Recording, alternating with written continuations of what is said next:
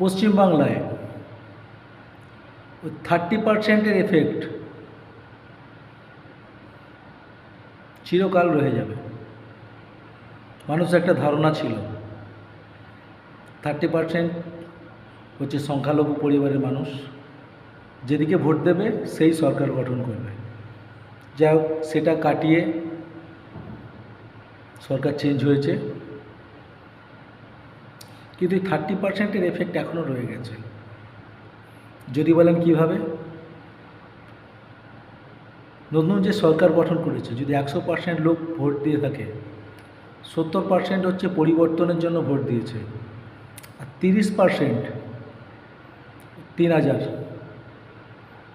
ভাতার জন্য ভোট দিয়েছে।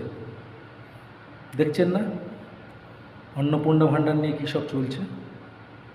তাই এফেক্ট চিরকাল রয়ে যাবে।